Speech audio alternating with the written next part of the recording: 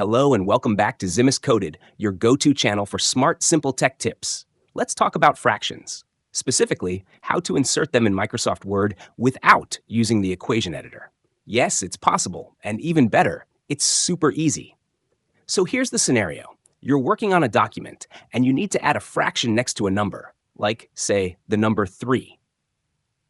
Instead of going through the equation editor, which can be a bit clunky, let me show you a quicker way using the symbols feature. Start by opening your Word document and placing your cursor where you want the fraction to go. I'll place mine right next to the 3. Now head up to the Insert tab at the top of your screen. Over on the right side, you'll find Symbol.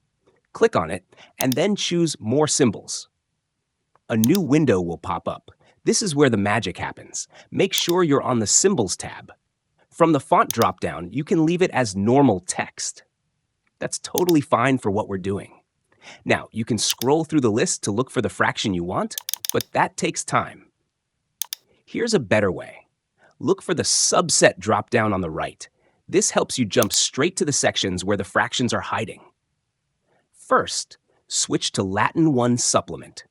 Here, you'll find common fractions like 1/4, 1/2, and 3/4. These are the ones we use most often. But what if you need something like 1/3 or 3/8? Just switch the subset to number forms.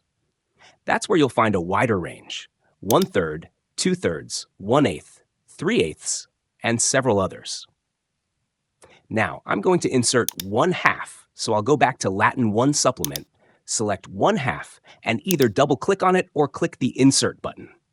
And just like that, it appears right where we left our cursor. Need another one? Just repeat the same steps.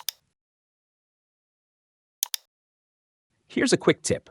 Word keeps track of your recently used symbols. So the next time you need to insert a fraction, just click on Symbol again, and you'll see your commonly used ones at the top. Just double-click and boom, done. No scrolling, no searching. This method is fast, clean, and avoids the formatting headaches that come with using the equation editor.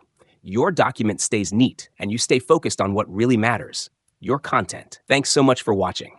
If this helped you out, don't forget to like, drop a comment, and hit that subscribe button for more easy tutorials and smart word tricks, only here on Zimist Coded. See you in the next video.